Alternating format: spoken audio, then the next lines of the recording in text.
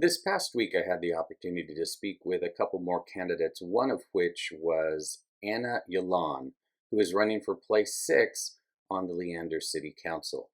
Join me for that conversation now on Lean and Leander.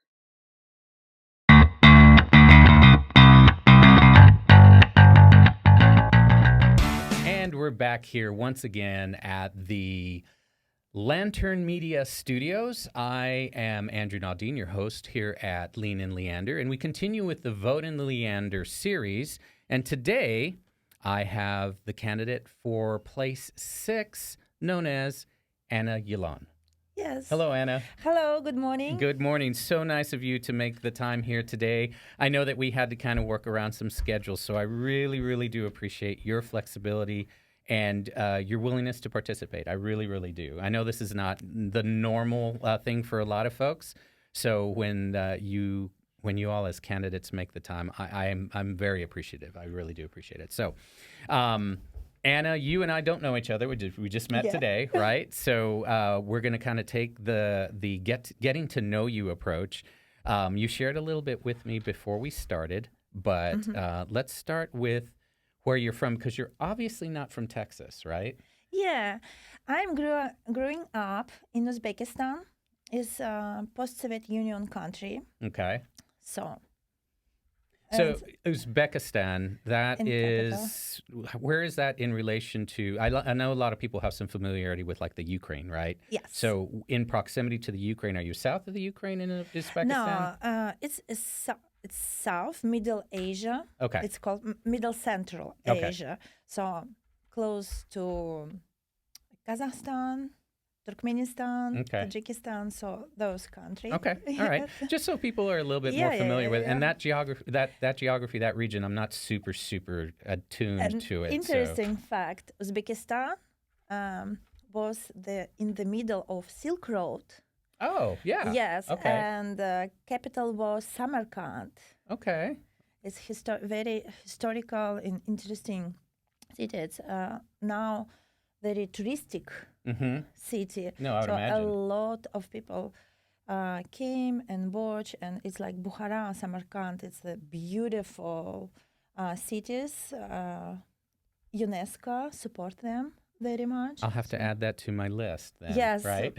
So, guys, you should come. And so this is like very, very, very historical, interesting cities. No, I would imagine. So when did you make your way to the United States? Like what was that?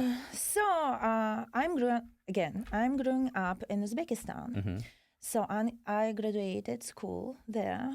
And after I decided to get my education in university, and so I went to Russia, and I got my education I got my master's degree in geophysics. Okay. It also was like interesting story. All my stories very interesting. So, and I got my master's degree in oil and gas university. Okay. I'm have master's degree in geophysics. Okay. So, and also I'm start comparing my engineering education with financial stuff. Okay.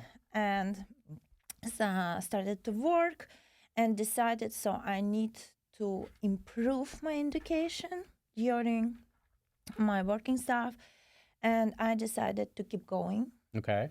And I got my PhD degree in Moscow State University. Oh, okay. All right. And after, when I go like up and up in my career, and I had a lot of employers, so I decided I need my MBA degree. Gotcha. To be very good in business administration field. And did you come here to the States to start that process? No. I also did my MBA degree, executive MBA degree in Moscow. So I had work in financial field, like chief financial officer in Moscow during 12 and a half year. Oh, wow. So, and how I decided to move to United States, also interesting story. So I have been almost all around the world. Sounds like it. Yeah. So because the situation in Russia in 28 was not good. So it's like crisis again.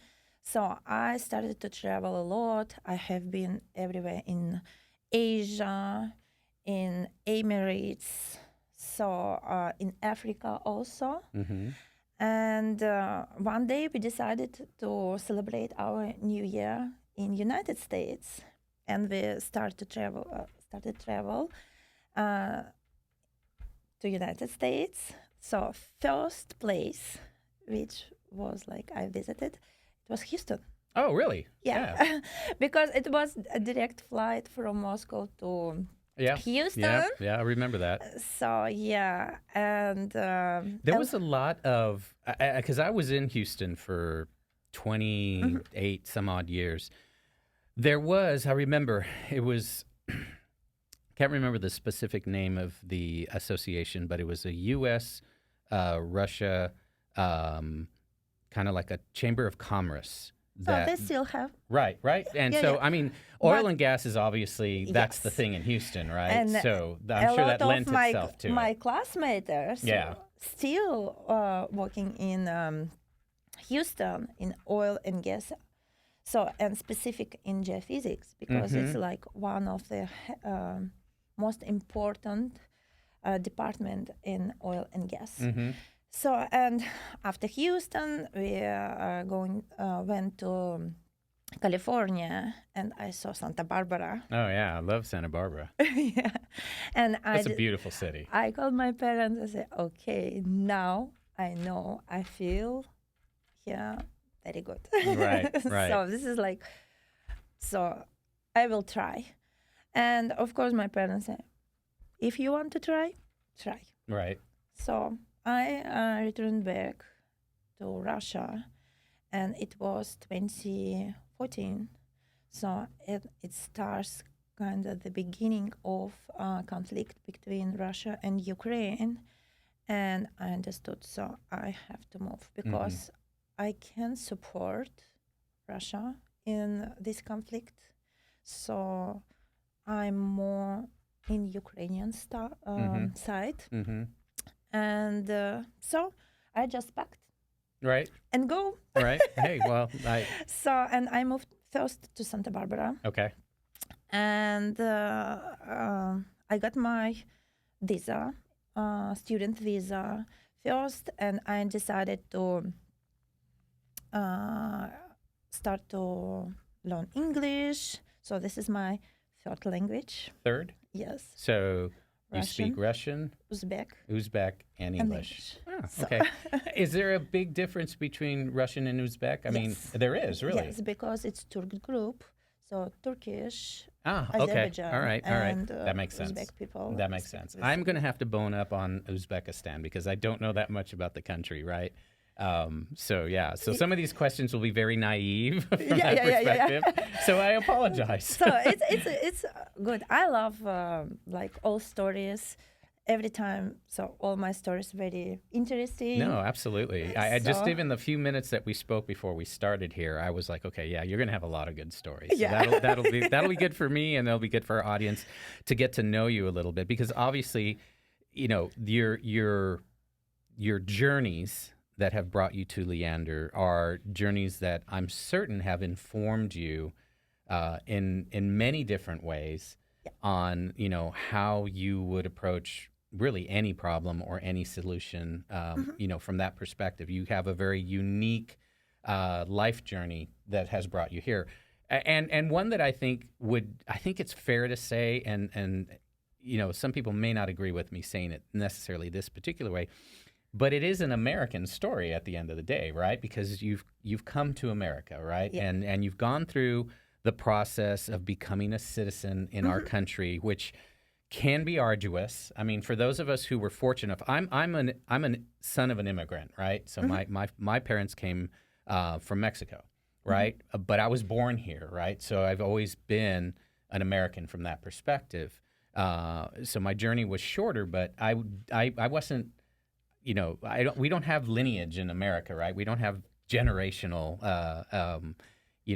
experience. And I know many friends, I have many friends who in Houston were going through the exact same process that you were going through, right?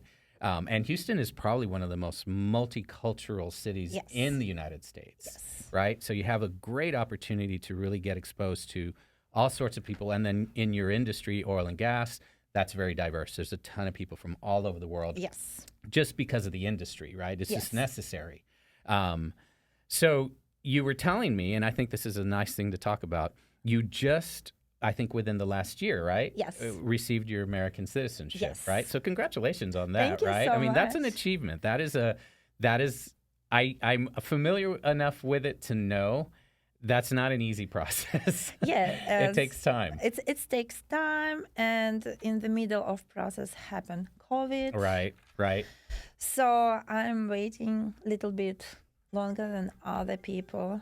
And also, so interesting story. I met my husband here in the United States. I'm not coming with my husband, with my family. So we met here in California. In Santa Barbara? No. No. In Irvine. In Irvine, okay. Yes. All right. It also was interesting. That sounds like another good story. Yes, story. And so also in Irvine, I opened my first academy for kids. Okay. It was Russian-speaking kids around parents from post-Soviet Union countries. And so when we decided to move to Texas, and it smelled like Uzbekistan. So oh, really? first I came here and I told Sasha, my husband, so it smelled like my childhood. Really? That's interesting. Was city. that Central Texas then, or Austin? So Austin. When Austin. you guys came here to live, you were in the Austin area. No, first we came for Sasha's business trip because Texas Film Commission invited him. Oh, okay. Yeah, so it was interesting also story. And when Rick Ferguson, by any chance? I am not familiar with Okay, I have to ask your those- husband. I have to Yes, ask your yes, husband yeah. because I know several people, especially if he was here in Austin. I know several people who work with the Texas Film Commission. Just something I probably happen he to have knows run across. I'll have to everyone, ask yeah. him. I'll have to ask him on the way out because that would be a very small world. Yes, and so after those, we decided we have to move to here. So you end up in the Austin area. How did Leander end up being your choice? Was it the affordability, housing? Was it location to your work? What brought you here? First we moved in Texas and we rented apartments.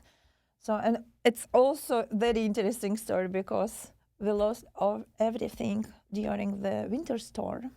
So the snowpocalypse, right? The really bad storm. So, and it was like very bad situation because we're shooting our movie, Chariot, with Malkovich in Arkansas. Okay. And people call us and say, okay, guys, you have no home. So this was while you were living in an apartment at the time, or was yeah, this... we lived in an apartment. So what happened there? Was it snow related? Was it fire so related? What happened? It's just tree was froze and like felt, and so some pipe is broke, and it's like gosh, yeah, that's a lot. Yeah. We lost like everything. Oh, that's crazy. And we decided to build our house, and I chose Trevisa. Oh, okay. Yeah. No, really nice area. So, and it also interesting story because everything was delayed, and our house built like almost 1.5 years. Yeah. And so that was probably still COVID related, right? Yeah. Right after the pandemic. Yes. It's also showed us how we have to looking forward, because COVID showed all of us, so we have to little bit figure out what's happened after something happened, like 5 years, 10 years. And so again, my decision about running to the office was like compare with this because now water issues. Mm-hmm. So Lake Travis, Mm-hmm. so in very bad situation. Yeah. No. And if we will keep using Lake Travis, maybe in 5 years it will be gone. Yeah. No. I think that's a And genuine concern. I think for all of Central Texas. It's not necessarily yes, specifically a Leander issue, yes, right? yes, of course. Because it troubles me, and from my perspective, again, when I look at that, I understand, and I don't know how much we'll talk about this, but I understand that all right, so let's take into account that that's a really hard thing to necessarily predict, right? And in the past, decisions were made that have been, whether you believe it or not, all of these decisions have been made in the past, have contributed in one way or another to the situation that we're in now, whether they were decisions made in Leander or in the state of Texas or in the United States or in the world at large, right? Yeah. Because climate change is something that is real. It's not something that you can argue. It has happened. You can maybe argue how much humans have had to do with it, right? That's a reasonable position to take, in my opinion. I happen to think that we've done a lot to contribute to that, right? Yes. So you end up in a situation where, again, you look at the lakes here in Austin, both man-made, right? And so now it comes down to how are we managing that resource, right? Yes. And it's concerning in the sense that it's the one thing that I kind of take note of when I watch the weather here in Houston or in Austin, because it's the one thing that really concerns me. Yeah. And no offense to any meteorologists out there, they never get the weather right, so I don't really listen for the weather. But I always attune to the level of water in the lakes, right?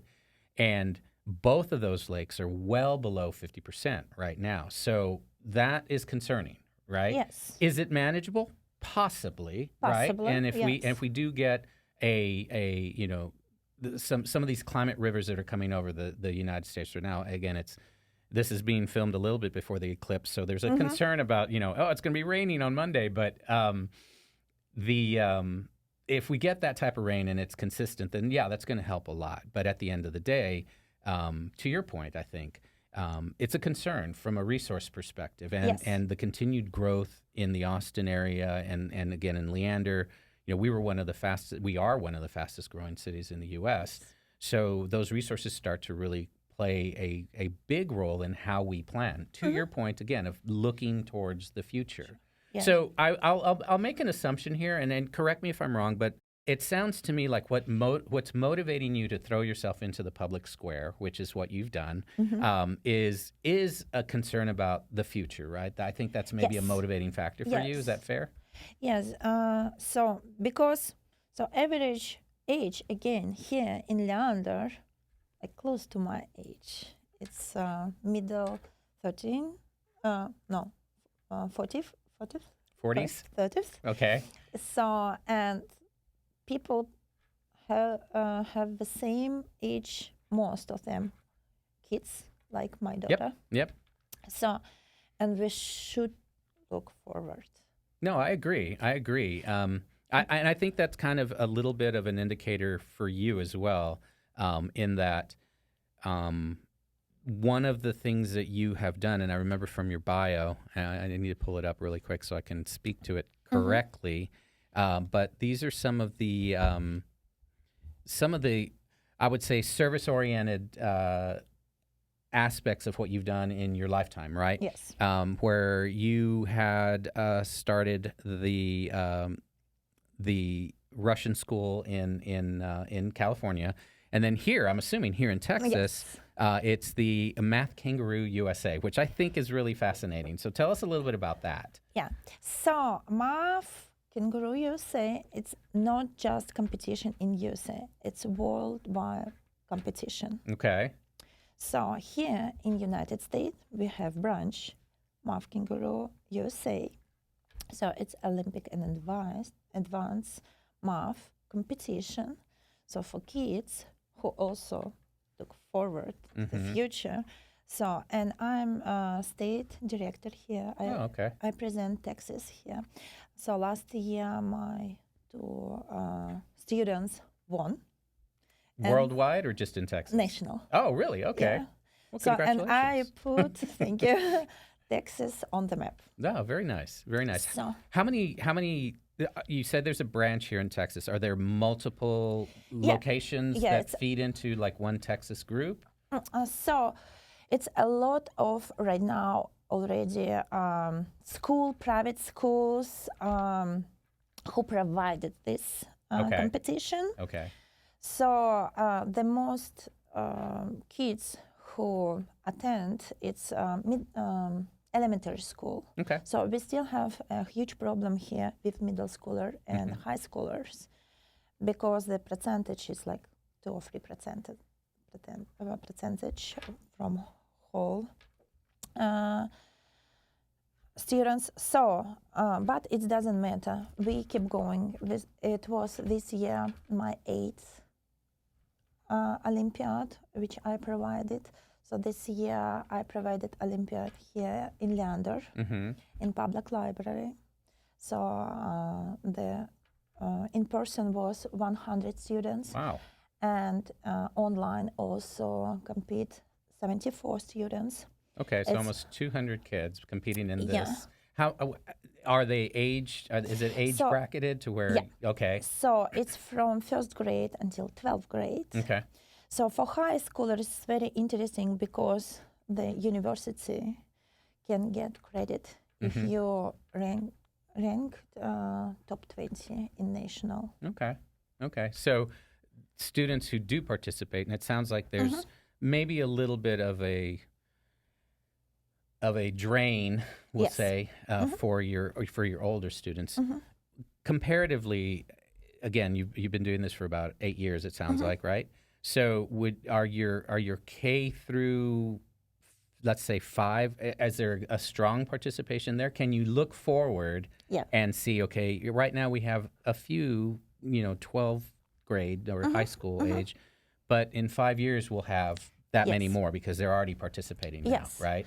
And so our goal to show kids how they can improve their skills, logic stuff, and it will help in the future. No, absolutely. So to get scholarship or credit in university. No, for sure. Now it's very, very important. I 100% agree with there, especially given, I mean, your experience and your background obviously would lend you to the math part, right? So that Yes. you're very familiar with those areas. And I can see, and I've always felt this way, that, we hear a lot about STEM and things of that nature. So there's a little bit more of an emphasis on it now, but I think we did kind of, as a country overall, we moved away from some of that, right? Yes. Just by the nature of the development in the United States towards more of a service-oriented economy, right? It's because of what we're becoming as a country.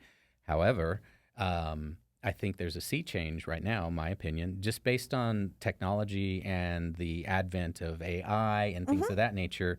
Mathematical skills are course, going to it's be tantamount to success for the next couple of generations, at least, I'd say, until the robots take over. And then once the robots take over, we can go back to service industry, right? Because we'll have the robots cook our food. And no, So I'm kidding. it was very interesting. In the beginning, my education, so I imagine one day I will be cybernetic and I will create robots. But after I decided to go to other field, but still everything with robots touch my heart. No, that's interesting. That's interesting. Now, I'm a big fan of robots myself Yeah. too. I think it would be, if done properly, right? It's a great boon for humanity as a whole, because a lot of the more, I'd say, even if you just look at it from the tasks that need to be completed, the repetitive tasks, manufacturing, things of that Yes. nature, could very easily be modified to take advantage of robotics, right? Of course. I think it's a natural progression, because human beings are generally lazy and we don't want to do those things, right? Let's be honest, that's what it is. Is we're lazy, we don't want to do it. So we're creative enough that we find ways to be able to to get away with that. I think that's fascinating. I think it's really neat. Okay, so I think we've talked a little bit about like some of your background and whatnot. So help us understand, because you and I were chatting a little bit about something, and I don't want to feature this necessarily per se because it's very expansive and we would do it a disservice. But you did mention a recently published comparison done by the Leander Foundation. And full transparency here, folks, I sit on the board for the Leander Foundation. Carlos St. James did this work. He did ask me to look at it, and I'll come clean here. I only looked at it briefly. I think I had one little comment for him. I asked him where he was getting his source data. But other than that, I really have not read it. So I'm reading it with you at the same time. And I thought it was interesting, some of the comments that you made even walking in on how that's helping inform you, someone who's, again, stepping into a public square and making yourself, available for, selection, if you will. What are you finding there? Like, how is that informing you? What do you find interesting in that particular document? So first, I'm very appreciated, Carlos. Yeah, I think it's fine work. No, I think it's fine work. It's like very best for all of us, for all candidates. So, so first, of course, it's about my goals. It's all information here. And I was so happy because when I started to read and review this document, so I said like, okay, I'm on the right way. Okay. Because one of my goal is economical improvement here. Okay. So it's very important because how it's look right now, so the residential development and commercial development, it's in balance. Agreed. So it's like huge difference between. So, and first what we should to do here to like make a process more easy for commercial development and bring more businesses here. So, and it will help for sales tax base for our city. Also, it can bring a lot of people here. So, for example, I know a lot of my age group, they very want Trader Joe here. Oh, yes. The vaunted Trader Joe. I agree. I think it would be. And me too. From the demographics, I completely 100% agree. And I'm constantly, again, I was on the Economic Development Committee in over the last term. I think we flipped in October. But that was one of the things that came up quite often. And sometimes that conversation is a little bit too oversimplified from that perspective, because a lot of the retail or service-oriented retail that we see coming to Leander now, the restaurants and the fast food chains and things of that nature, to be perfectly honest, that's going to come anyway. It's to your point, the more people, the influx of people, then it builds enough of a demographic that is looking for convenience, right? Yes. So that you end up with, again, the fast food or the fast casual, however you want to frame it, those types of restaurants are going to happen anyway. The developers from that perspective have recognized that, so you already see them building out parcels yes, of course. to support that, right? Yes. I think your point, and again, correct me if I'm wrong, but what we were looking at was more from a development perspective, economically developing. It's about diversity of economy, right? Because you cannot have an economy that's overly reliant on one sector, right? I tend to have, and this is my opinion, humbly submitted, and I'm speaking strictly for myself, I tend to think we're a little imbalanced there as well right now, because we're heavily reliant on service industry. And that may work out okay, right? Typically, you're okay there. But if there were to be any lesson learned from the pandemic, it's that the over-reliance on a service industry is precarious, because those businesses will close. They won't survive, right? They can't survive those types of downturns. They're not equipped to do that. Whether it's because of their franchises, they're reliant on other larger, distributors and things of that nature, that's a precarious situation to be in. So you want to have a little bit more diversification, right? Yes. And Like so, entertainment also. yeah, no, I think It's like entertainment. I think that there's kids opportunity there. spots. Yeah, no, and you talked a little bit about like your daughter, right? Yes. Your daughter, and you know the opportunity here that you know there is a generational opportunity in Leander, in my opinion, because to your point, the demographics here indicate that. Yes. So how do we keep? Not that we want to keep them, right? That's not the right word, but how do we encourage our children to stay in this area, right? It's with informed development, Yes. right? Right. So give me some ideas. Give me some thoughts there. Like what would you see, or what would you like outside of Trader Joe's? Yeah. Which I think I think that's spot on. But other than that, what would be your idea of like what type of businesses do you think we should encourage? So also because I'm teacher and I'm work with parents, like so I every time hearing again it's like 3-4 kids family, they need daycare. So huge line and wait list for all daycares here. So we need more daycare businesses here. That makes sense.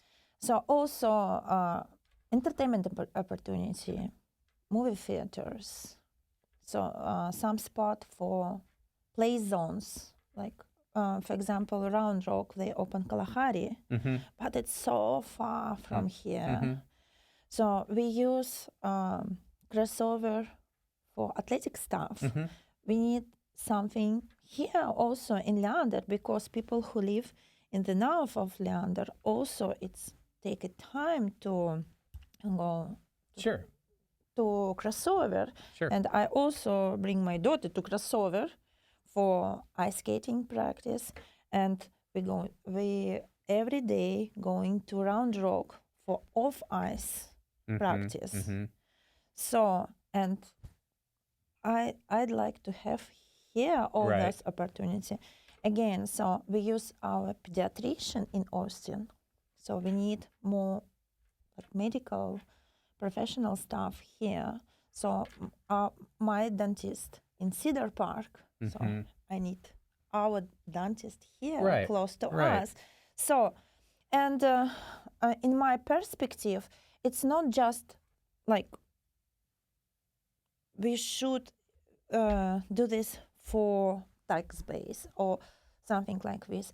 It's if you can reach all your staff what you need in 10 minutes, Yeah. it also will help us to solve traffic problems. Yeah, no, I agree. I It's think like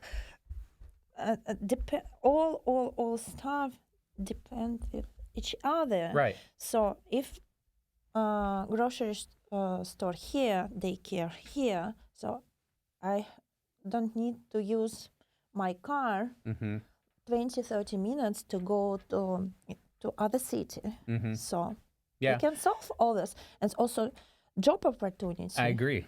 And that's where I was going to go next, is I think what you're talking about is, again, creating more localized job opportunities. And small business is one of the things that, again, it's a huge, if not the largest driver of local economies in cities of the type that Leander is and will be, right? Yes.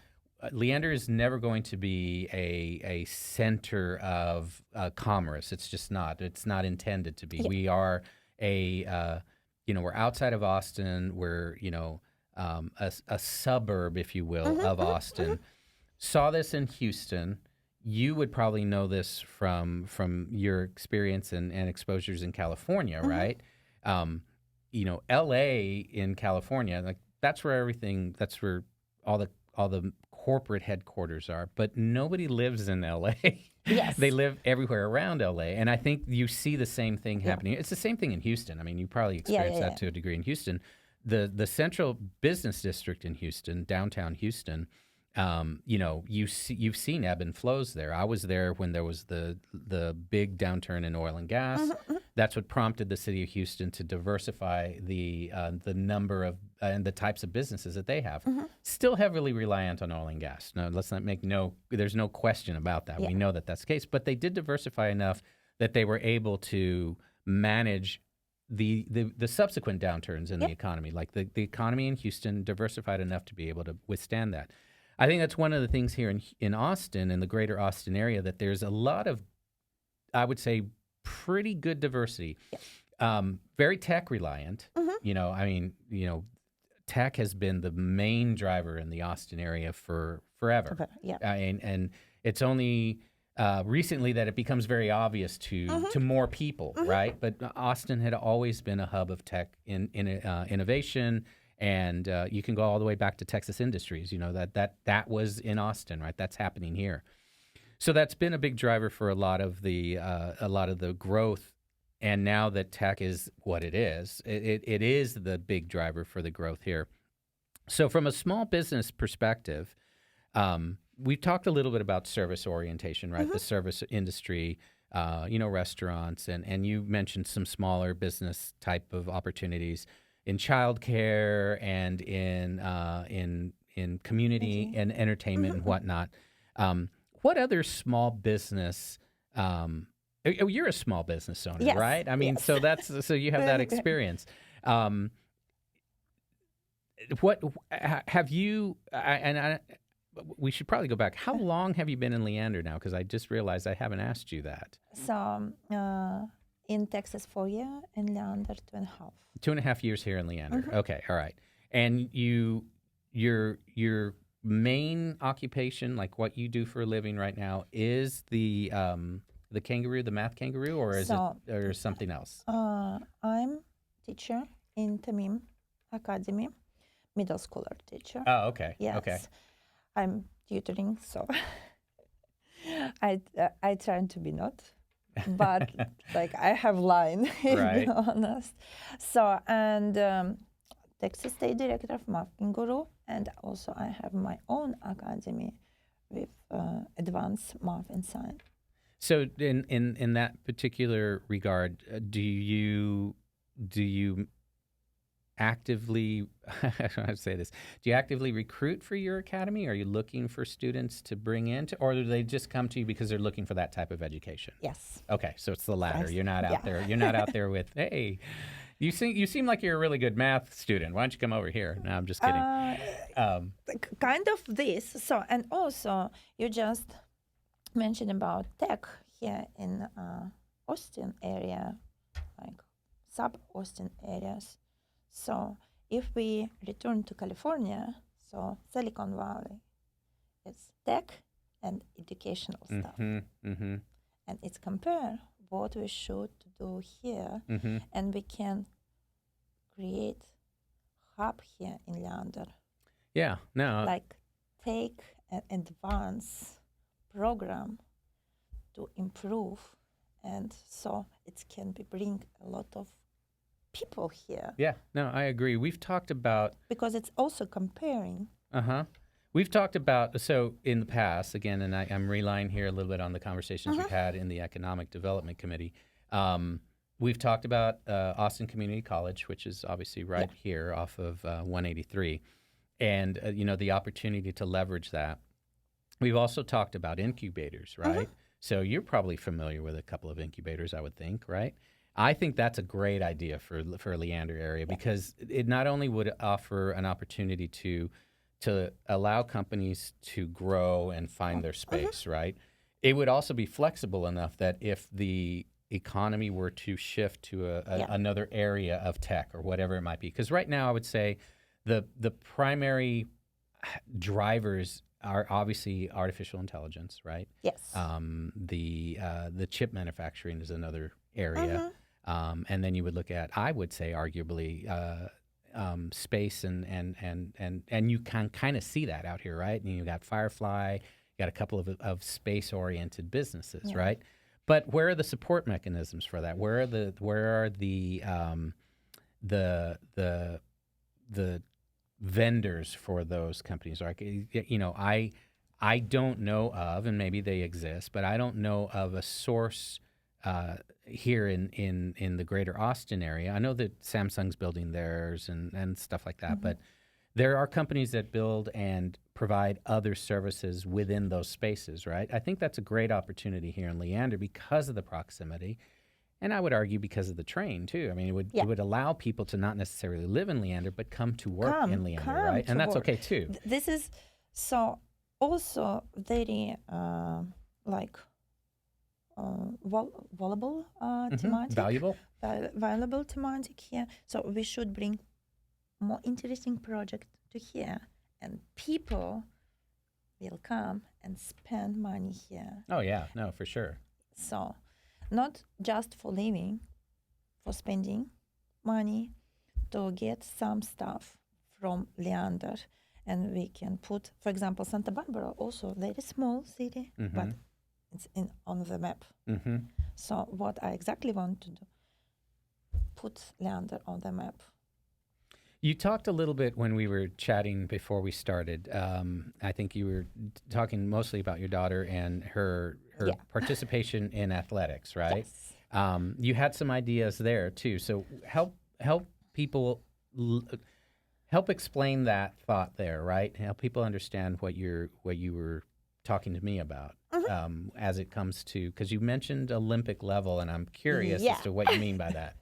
So we have very good opportunities and capabilities because here also again, because in Cedar Park crossover, so my daughter figure skater, so her main coach, one of the best coaches, she's Olympian and Japanese Olympian, and she was world champion couple times.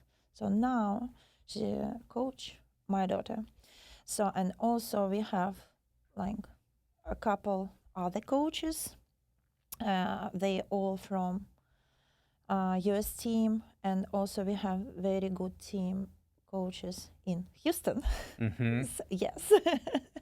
So, and it's gave me idea to put Ariana like volunteer to Winter Olympic Games. So next in Milan, and I received letter from Milan Olympic volunteering team, so they accept her. Oh, great! So she is going to Milan, and will be part of the volunteer cruise, assisting with the figure skating. Yeah. Oh, that's events. awesome. So, and this is so important to show young athletes how it's look in the future. Sure. To their goals. So also, very interesting fact, I have one of my best friends from California, so, and we all knows the 2028 will be Olympic game in Los Angeles. So, and she work also in the small city Mission Vieja, and they propose program to bring all water sports in Mission Vieja. Okay. So, and most of water competition will be in Mission Vieja. Right. So, it's like interesting view how we can solve some problem. And my idea to create young athletic group and send them to be volunteering in 2028. And so how it's look like. Right. Because here in Texas, we have a lot of Olympian, famous Olympian, not just figure skating. Right. No, like agreed. Shooting. And some scrambling. infamous too, right? Yes. So, and it will help kids to understand their goal. And yeah, so I think that's a exchange experience. So I'm like about this. So we should to show our kids and like young parents also opportunity we can use.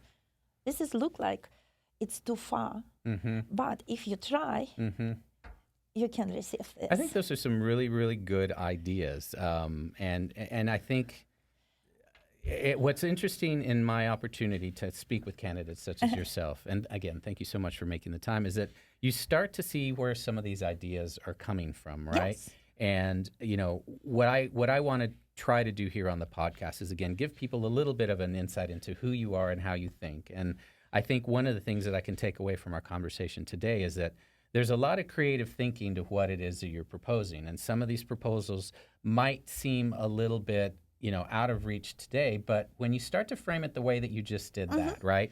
So if we were to, say, start an effort to organize a program, and maybe it originates in Leander, maybe it doesn't, but regardless, that would start to provide a resource or provide a repository where people who would be interested, athletes who would be interested in parents who would be interested in having their children participate in these types of programs, to where they would have, at minimum, exposure to Olympic level competition. Yeah. And it might be the one thing that inspires those athletes and those volunteers to really push themselves to be able to achieve that in the long run, right? I think that's a theme that I get from you overall, right? I can see that your mind works very much towards a future state, I think, is a fair way to kind of your thinking, right? And I think that's good. I think that's a good voice to have in the conversation. So I appreciate you making some time here for me today. Thank you. It really was a great conversation, and your stories are fantastic. I definitely have to spend some more time with you just learning a little bit more about Uzbekistan. Yeah. But beyond that, we have a little bit of time here. I want you to tell people where they can find you. Like, where can they find your information? How can they find out more about you? What's your website? What kind of social media presence do you have? So everything. So my website, annayelaun.com. So I have the same name, social media, Twitter, Instagram, Facebook, Anna Yelaun for Leander. Yes, my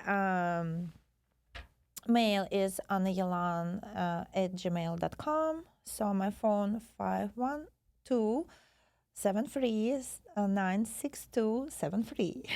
Okay, all right. So that's I'm happy to to speak with. Obviously, I mean, you're the second candidate who's given out their phone number, which I still find. I mean, I think it's a great idea. I just find it a little crazy, but No, I mean, it's okay. So I'm happy to speak with all people and hear their request first, also, right. Because it's important for all candidates, not just figure out about a city problem, like in the how to say. I'm just like, so we need to hear our people, right, our citizens, what they need. So, and I work with people, with parents, so, and also with Sasha's staff, my husband Sasha.